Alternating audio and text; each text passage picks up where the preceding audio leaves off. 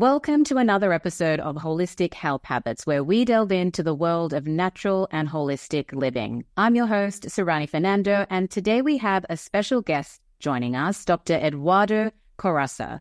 Dr. Corassa is a clinical nutritionist, writer, chef, speaker, who is also the founder of Saúde Frugal. He's a pioneer of intermittent fasting and prolonged water fasting and raw foodism and frugivorism in Brazil.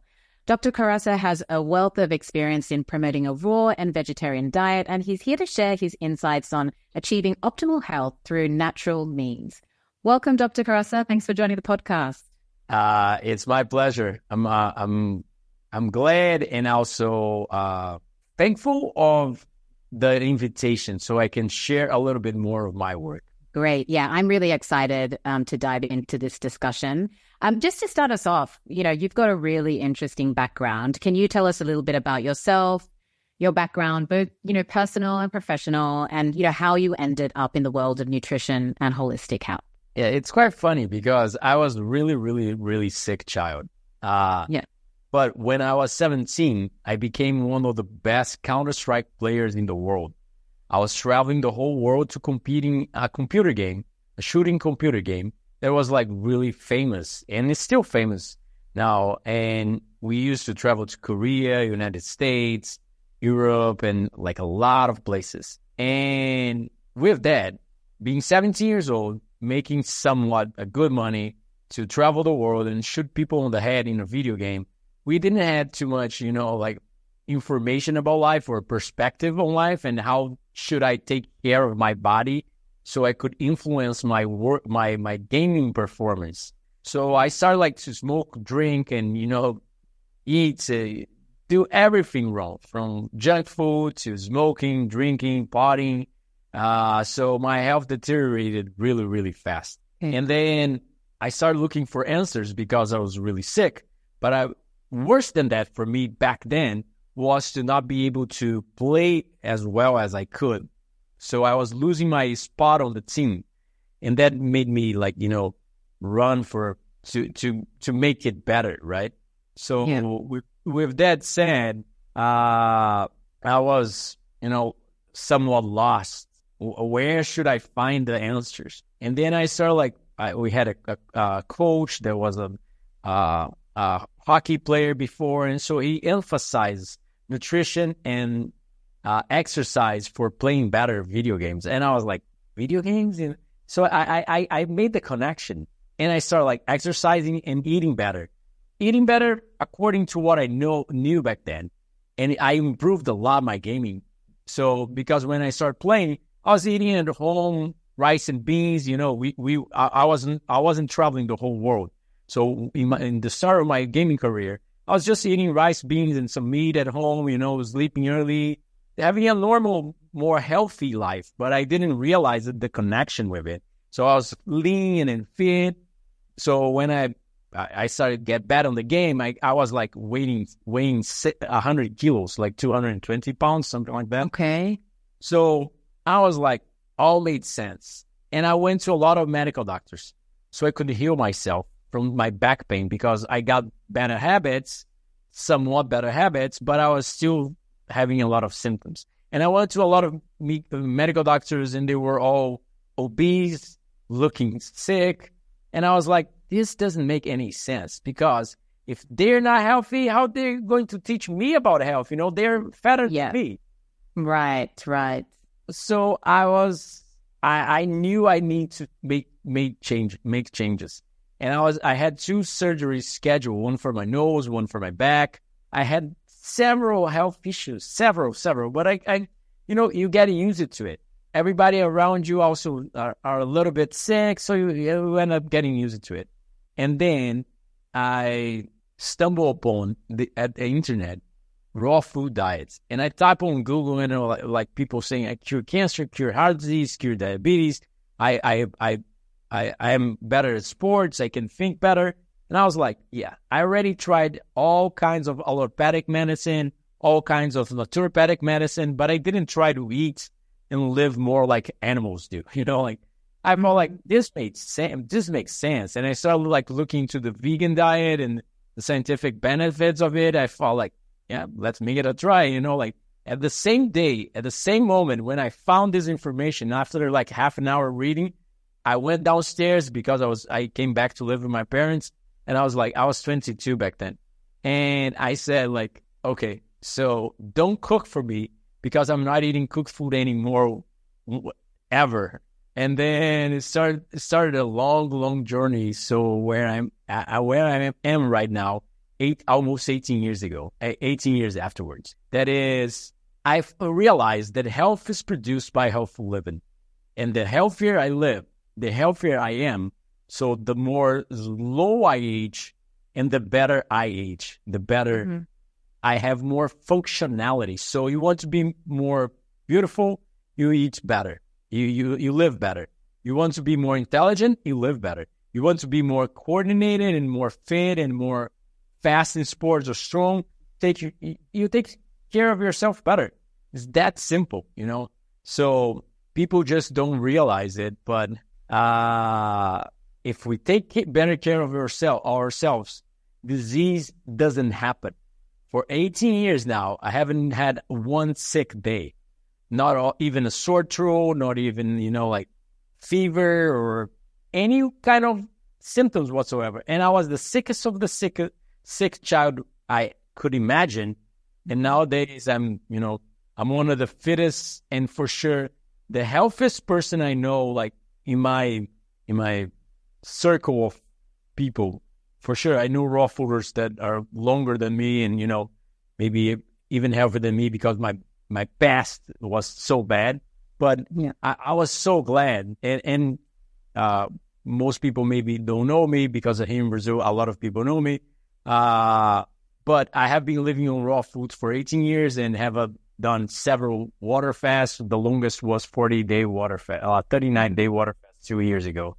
So natural hygiene, the science of health, a lifestyle medicine created in America from medical doctors that believe that health is produced by health living, saved my life. And I got so motivated, so dedicated to share this message with the world, thinking that I could cure the world with it. Okay. I'm definitely interested, and we'll come back to that 39-day fast. I'm very curious about that. But you did say 39 days. Is that true? Like days? No.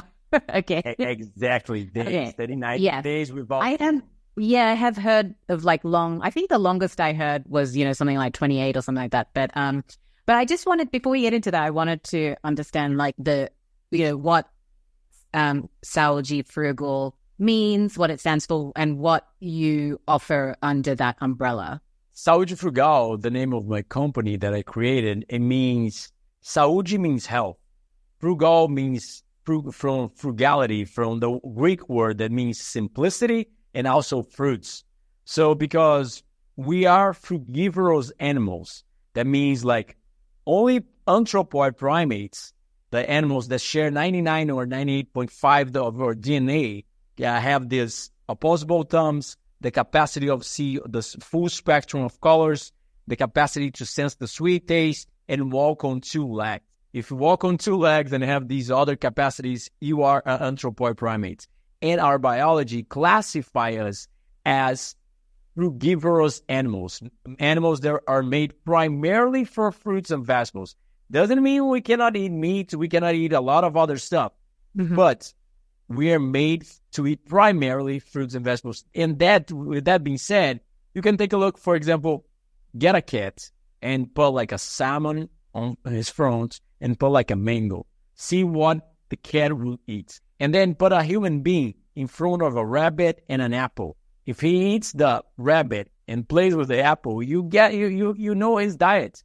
So our instincts, our anatomy, physiology, biochemistry it's not like that, right? Mm-hmm. So because we cannot kill other animals that easy as other carnivores does. We cannot, there's a lot of ways to prove that we are frugal animals, like frugivorous animals. So that's why the name of it. I wanted, back then when I created, I just wanted the world to understand that, we can be healthy We just need to understand these basic biological principles. That is, for example, fruits has a perfect nutritionist cocktail that provides the perfect nutrients, the perfect nutrient composition for our body to thrive. So if you're not eating a lot of fruits and vegetables, at least throughout your day, you could be healthier than you are right now. Okay. And as a, someone who is eating a raw diet, do you eat meat at all, like raw meat, or does that enter into your diet at all?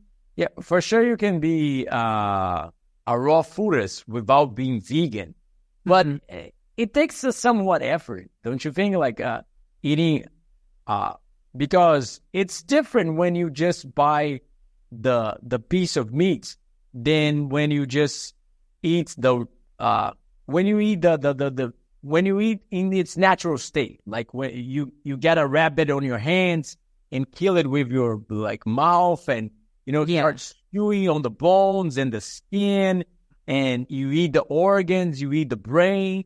It's quite different from us, right? We eat the steaks and the sirloin, and how Brazilians say the picanha. We eat the best parts of the animal, but cut clean and on the barbecue, salted and seasoned. It's quite different. So okay, I haven't eaten meat for 18 years now. Okay. Wanted to clarify that. Yeah, I mean the frugivorous diet, it's self-explanatory that it wouldn't include that. But if you're talking just raw and mainly frugivorous, yeah, it depends, right? Because for example, a lot of people come to me and say oh, but anthropoid primates, like the chimpanzee, eats meat, and I'm like, yeah, right. But they eat meat, that's for sure. But it's not the same, because one, they don't have. Sometimes they can go out without food. So when we don't have food, for sure, I would even eat meat. If I was starving, on a jungle, and I couldn't choose. And second of all, if you think about it, it wouldn't be the tastiest thing to eat when if there's mangoes and there's like a rabbit going by.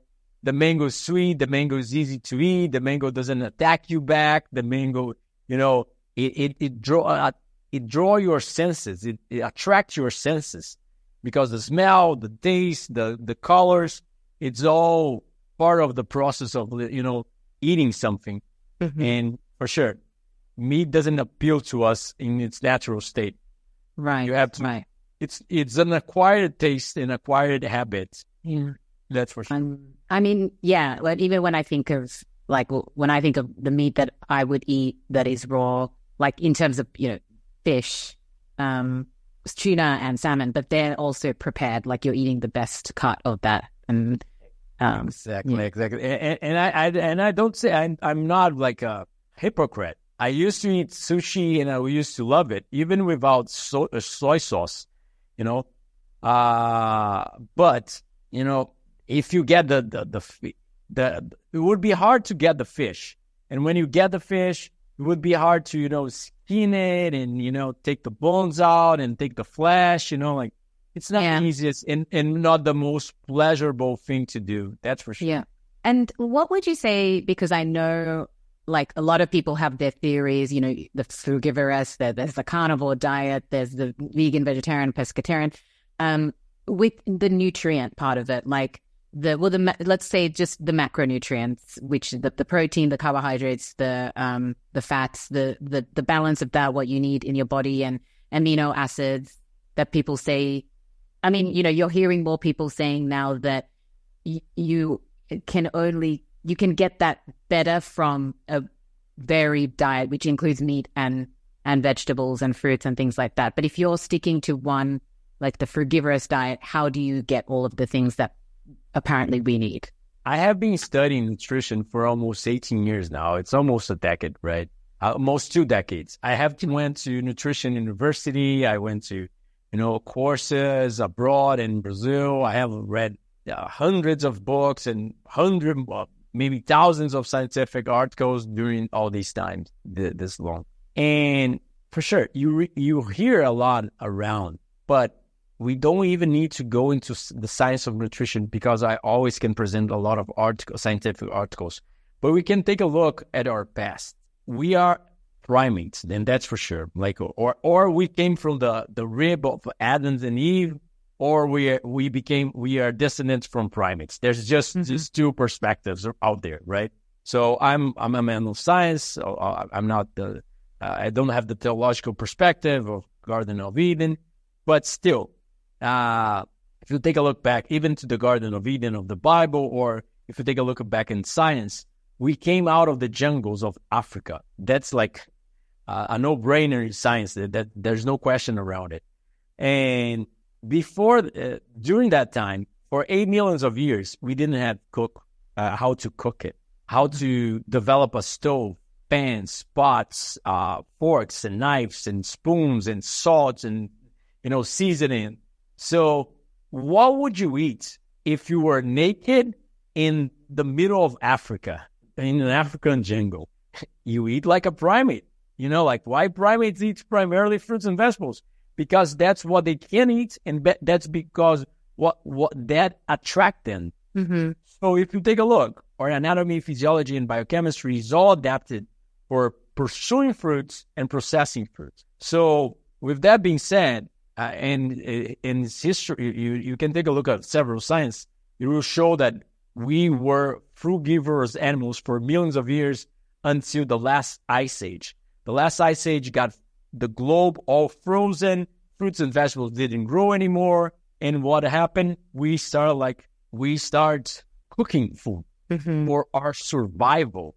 So we learned that throwing starch at the fire, throwing meat at the fire, throwing beans, rice, potatoes, you could eat without getting sick. Because how do you eat raw potatoes? How do you eat raw beans? How do you eat raw grains? Yeah. Grains are birds' foods. Birds have beaks, so they can pick that small quinoa seed, and then they can sprout the quinoa seed on their pouches. That means they are granivore animals. That means that animals that are made to eat grains. Pigs, for example, they have snouts, big noses. Yeah, they can sense the tubers under the earth 100 times better than us. So they can feel the tubers under the earth. They have the paws that they can excavate the earth, so they can get to these tubers. And then they also have amylase in big quantities, enzyme that is made to break down starch. So pigs can eat starch, like raw starch, like potato or beans and rice, without even having to think about it. Okay. So because that is tasty for them. So if you think out through our evolution, we have been eating primarily fruits, vegetables, and nuts and seeds almost exclusively. And that suits well all the anthropoid primates, because if you take a look at gorilla macronutrient ratio, or a chimpanzee or a bonobo, they primarily fruits and vegetables. So it's pretty much an 80-10-10 diet. 80% carbs, 10% protein, 10% fat. Mm-hmm. And a lot of medical vegan doctors that have proved in scientific articles to reverse heart disease, cancer, diabetes, downregulates aging itself, etc., have shown that this macronutrient proportion ratio, it would be the best for human beings. And now the blue zones, the longest living societies on the planet, also live on that proportion, also on that ratio. 80-10. Oh, sorry. 80-10-10. 80-10-10. Okay. So it's a no-brainer. People can talk a lot because humans are adaptable like every other species. You can get your cat and feed him Whiskas, like this cat food that has corn, that has carrots, that has preserved meat with preservatives and weeds. Does that make the cat an omnivore animal? or does the cat still a carnivore animal? The cat's still a carnivore animal, but it can digest anything when it's processed, when it's cooked. But that isn't the best idea. That isn't the best scenario. That isn't the best health. That isn't the best nutrient proportion for him to live long. You can take a look at Eskimos. They live on meat. Maasai live on meat. The two tribes on Earth that live on meat, they have the shortest lifespan on the planet. The longest lifespan is the people that are doing 80-10-10. And can you just clarify for listeners, like 80-10-10, like what is that? Like what breakdown is that? 80% carbohydrates, 10% protein, 10% fat. Okay. So, for example, a banana is probably 90% carbohydrates, or 92, 4% protein, and 3% fat. That would be like, because people don't understand that the calories come from all these three macronutrients. Yes. Yeah. And then, with the carbohydrates, that obviously is broken into like what is sugars. How does that fit in? Because, obviously there's the fruits and then there's the vegetables. Yeah. All whole foods have all these three macronutrients. But for sure, broccoli have like 25% protein, a lot less carbs, and 10% fat. And so depending on most plants are rich in carbohydrates. There's no plants that are protein. And even meat. People talk about like meat being a high protein food. If you take a look at, for example, I think it's steak I think it's rib. I think it's like 20% protein or something like that, 80% saturated fat. So we misclassify the foods for its primarily macronutrient ratio. Okay. So broccoli has 20%. What protein? I thought it had a couple of percent it was a couple, 3% or something protein. 25% of the calories from broccoli comes from protein. Oh, okay. So if I eat a kilo of broccoli, I would get around 30 grams of protein. But broccoli is really low in calories. So a kilo of broccoli would be only 270 calories. That's why it provides less protein, because it's providing less calories. But still, it is a high protein food if you compare it to other foods. And like, would you say that there are then some foods, like raw foods, that you would not eat because they need to be cooked? Like, for example, you mentioned, that some animals have specific enzymes to break down specific foods, and that's natural for them, but maybe not for us. That's why we decided to put them on fire. Like, would you say that there are some things that you just then wouldn't eat because you don't cook it? That's pretty much it. Because like I haven't eaten tubbers or things like that. No foods that need to be cooked for like almost 18 years. Like potatoes. Yeah. Because it's not natural for human beings, and the proportion of nutrients inside of the potato is not the best one for us. So that's one of the main causes of modern diseases. People are not eating because, for example, you can live off 10 milligrams of vitamin C. You are not going to die without it. But if you get like the 100 grams that you should by eating fruits and vegetables, it would be a lot better. I don't remember the RDA for vitamin E. I'm just, getting an example. Yeah. And so I know that a lot of people talk about spinach, that, if you eat too much with the oxalates, that's why they cook it. Your thoughts on that? Do you eat spinach? Yeah, for sure. Come on. People are eating like, old memory ruminant secretions. They're eating like the secretions that come out from a cow's tits. They're eating they're eating like a ham that comes out from the butt of a pig, processed, industrialized. They're eating white flour, eating white rice and sugar, and they're talking about like the oxalates in spinach. Show me who's dying of like oxalate excess, by eating some spinach in a salad. Yeah, I think it's like, I mean, it's everything in moderation. I mean, I eat raw every now and then, like spinach in a salad. And then when you hear things like, oh yeah, if you just eat it all the time, then like kidney stones and stuff. But I mean, it's like, it's, that's the thing. I ask like for people, show me the science. Because of, for example, a lot of readers, a lot of people on my work comment like, my doctor said that I cannot eat broccoli anymore because of my thyroid. And I'm like, okay, I have done some scientific videos to my channel about it, but think about it. Where is the science that he came out with that information? He's coming out with that from his own head, like he's making that up.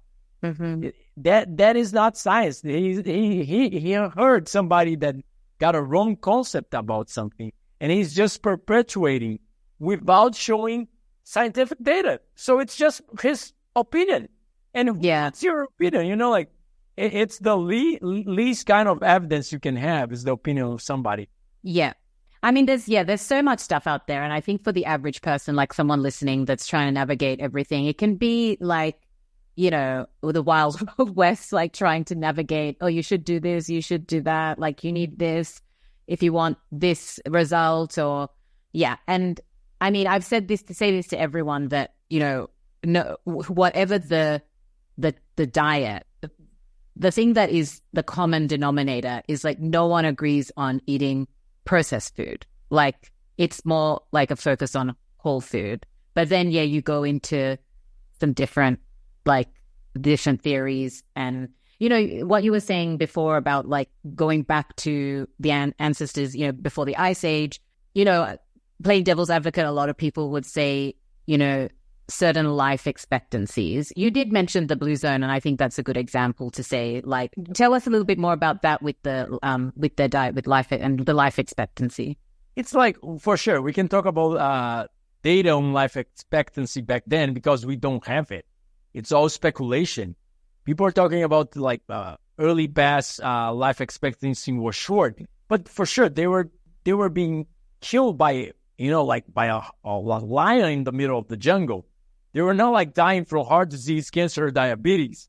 Life expectancy was shorter, like of our ancestors, because life was harsh. Like living in the jungle. If you break a bone, if you break a leg on the middle of the jungle, where you're going to find food, where you're going to find shelter, you're going to be, a lion's food. So it's not the same life expectancy that we're talking about. Because if you take a look at the blue zones that have these healthy habits, they have pretty much the same life expectancy that we expect. Blue zones are famous for getting to 100 years of age, or even semi or super centenarians, as we call, more than 110 years of age. So come on, where you guys are, like creating this life expectancy myth? Because a lot of people in Brazil also talk about that. But think about it. Fruits and vegetables are scientifically correlated with increased health span and lifespan. That means they reduce disease and they reduce. So exercise also does the same thing. Sunshine also does the same thing. Sleep also does the same thing. So all these lifestyle habits that I'm proposing, that we are, as hygienists proposed for 200 years ago, for 200 years from now on, and back then from now, and now it's being called lifestyle medicine. There's so much scientific data that improves your life. That is like, weenie, crying like, people are always giving excuses. No. I'm not going to eat healthy or, exercise every day or going to sleep early. Yeah, life expectancy back then was really low. So, I can eat, drink, and be merry. And, it's absurd. We know scientifically and we know empirically any person that already tried healthy living. And we know from good judgment that the better you take care of yourself, the better you live, then the more you live. But for sure, back then, there's data from 100 years ago that we didn't have sanitation. So for sure, people were living shorter because there were a lot of babies dying at birth. So that make the data confusion in the data. So for sure, if you take like a group of 1,000 people and they take good care of them, then from early age to the end of their lives with like a really fresh plant-based diet, exercise, sleep, intermittent fasting, etc., and get another 1,000 persons in another group having worst lifestyle ever, or even a normal lifestyle, like a usual healthy lifestyle, I'm pretty sure we are going to see dramatic differences in terms of biomarkers and, lifespan and health span, as we call in science. Mm-hmm. And I'm curious as to what a day in the life of Eduardo it looks like. We breakfast, lunch, dinner, exercising as well, maybe the mental health thing as well. What does that look like?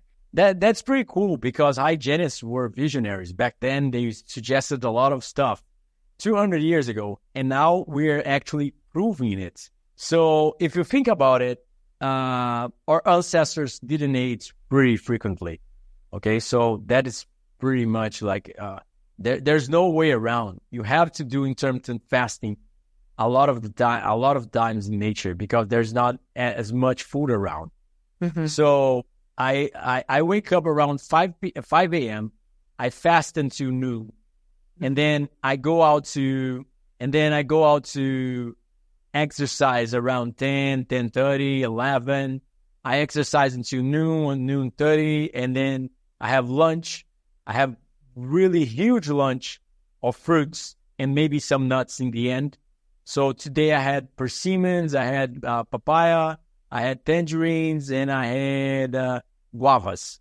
Some stuff from my garden, some stuff from farmer's market really close. And then I'm going to take a siesta after lunch, and then I'm coming back to work until around 5 p.m. I go to make dinner. I make dinner until, I try to have dinner always before the sun sets, and then I start my fasting until the next day. Mm-hmm. Okay. What time is sunset there in Brazil? It depends, right? Because in winter it's 5:30. Summer it's 6:30 p.m. Oh, that's early. I mean, yeah, if you do the sunset thing in Spain, I mean, it's just normal. Like, almost 10 right now. So I have been many times to Europe, like Portugal and France, and it's crazy seeing the sunset at 9 p.m. Yeah. And like what you said about the life expectancy thing, I always think about that, and I think about the diet, and a lot of things and theories make sense, but it's been really eye-opening to me coming to Spain, which also has a lot of an older population that are surviving, but they're eating red meat, they're drinking, they're eating lots of fried food, and like I just always wonder about that, and I'm thinking, okay, like you're all the way to your 90s. One thing that I do see a difference in their lifestyle is that they're integrated into society up until the end of their life. You see when you go to bars, there's always like 3 or 4 generations. There's babies running around, and there's older people, like a group of like 85-year-olds having a little beer together. And to me, it makes me think it's also that the mental health and the social aspect that keeps us mentally young and survive. But what are your thoughts on that? Because the diet doesn't match what a lot of dietitians would recommend. Like health and disease is multifactorial, so it depends on a lot of angles, not just diets. But for sure, in science, we have shown that a low protein diet actually upregulate mechanisms of repair and downregulate mechanisms of mitogenesis. So the more we eat and the more protein we eat, the more we grow and the less we repair. So we need to balance it between autophagy, the repairing and cleaning mechanisms, and the growing mechanism. So that's why it's important to eat a low protein diet and a low calorie diet if you are aiming for longevity and health span. But if you're trying to become a bodybuilder, for sure, you shouldn't be eating just fruits and vegetables, primarily fruits and vegetables like I do. But that is like, it's pretty well established in science, the nutrient sensing pathways, all the biological mechanisms that happen. But one thing that is pretty important that most people don't realize it's metabolic programming. So when you are born, before you're born, you are already carry the genes of your parents. So, for example, if I smoke, my child will have damage in his epigenetic material. So everything that I'm doing in life is actually molding, like constructing my DNA. Not constructing, it's the worst word for it, but like, changing my DNA for the next generation. So my DNA will be connected to the mother's DNA to generate the child. So when the child is also in the womb, she's being being programmed metabolic to function in its later age. So my dad was an immigrant from Italy, his family during the World War, right? So they were really, really poor, living a natural life, planting all the food they eat, and they didn't have money, etc. So he didn't even have electric lights at home. More than 80 years ago in the, like the countryside of Brazil, his bone structure were like this. He looked like a gorilla. He was so strong and big built because he had such a perfect lifestyle in his early years. So that's a lot of things we have to consider. Okay. Yeah. One of the main things is how the person is getting to the later age, because for sure, diet's one part, but maybe the person is sleeping early every day, are not having chronal disruption. That means they're not seeing electric lights at night. They're not with their circadian rhythm synchronized with the actual time, because our brains must synchronize using primarily the lights of the sun to know what time of the day it is to make the biological functions correct. So if the person's living healthy all their life, but their diet is not as good, for sure, the body will manage to get to an advanced age. Yeah. But if you get all these lifestyle rights and even the diet right, you get to a later age even better. So, for sure, a lot of people do a lot of bad stuff, but the body is really impressive in keeping yourself alive and functional. But we are paying the price. There's no way to question it or go around it. If you take a look, the average human, like 65% of the population is overweight or obese. Like it's insane. We are sicker than ever before in history. But people just don't realize and give excuses like, I'm going to live to 100 because my grandpa used to live to 100 and he ate a lot of bad stuff. Yeah. Yeah, it's interesting to dive deeper into, the roots of that. We're kind of like at the end, but I did want to ask you about the fasting thing, because that's a personal interest of mine. It's something I've been doing more, the deep diving into. Like, I always kind of did do that 16, just because my body never wants to eat straight away in the morning and I can hold on. But I don't think I really did it properly with then do the nutrients that I had after that. But recently have been doing more of the 36 hours fast, once a month at the beginning of my cycle. And I do feel a difference with it's almost like a spring clean. But curious about your approach to that, how often you go into longer fasts and, the science behind that. Yeah, for sure. Why I started fasting back then, because I was really sick and I could feel my body when I become a raw fooder. That's one of the main things. When you start living more close to nature, your biology started talking to you. That means your neurocircuitry, your instincts are actually showing you the way. And I could tell I was not hungry at all. For natural food, I had I was disgusting.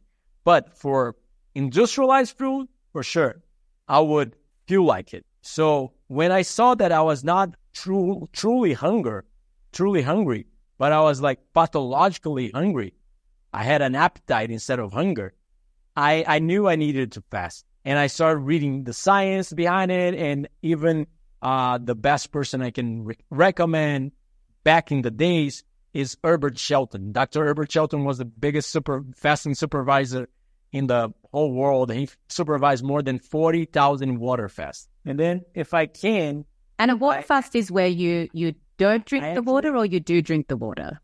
Yeah, I ended up actually writing a book about it, and now I translated to English. That is a hygienic fasting, nature surgery, because I was going to talk about that, because we differentiate the usual fast from the hygienic fast.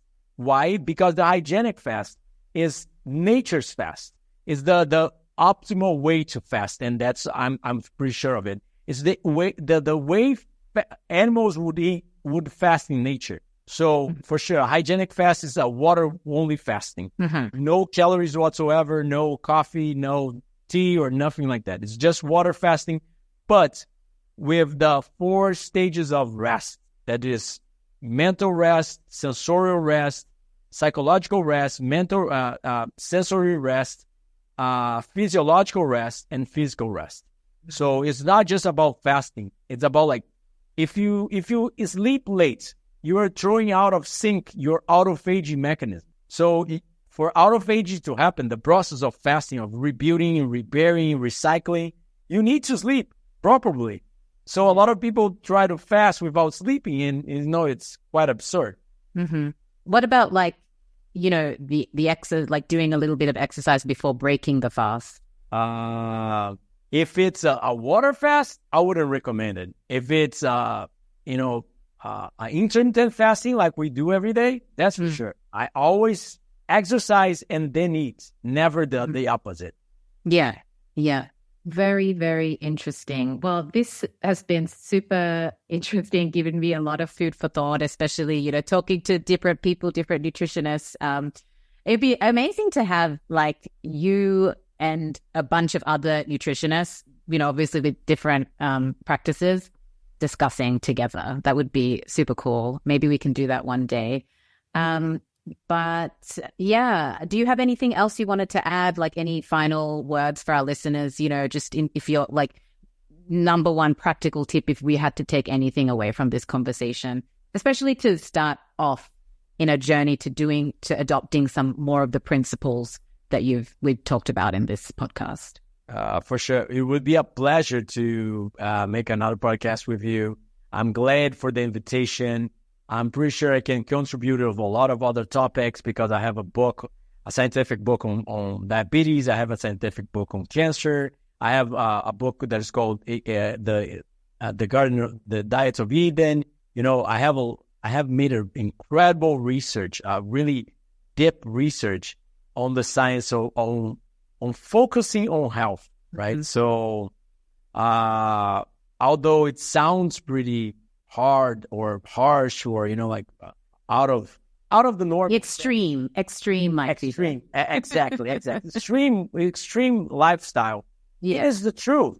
It is what we would be doing in nature, and it's going to provide you the best results for healing your body, for achieving a better spiritual, a better, mental performance, etc. But you can work with 80%, 70%, 60%, 50% of the best lifestyle habits ever. It's not all or nothing. But for sure, the better you want results, the more you have to put in the effort. Right. Yeah, and I think that's what some people think, okay, it's all or nothing. But then there is a sliding scale, I guess, to, the benefit you'll achieve, but you can still do a little bit. Everything counts, right, towards your goals? Or is your approach like all or nothing? I think a lot of people might struggle with the adapting an extreme sort of practice when it comes to then family life, social life, participating in things that they might be used to. Yeah, for sure. There's social aspects. There's a lot of aspects that we have to realize it. But, what can we do? We have to show people the truth, and they have to choose what they want for them. I still go to barbecues with my friends, although I know that even the smoke that goes out of the barbecue place is actually toxic for my brain, for my body.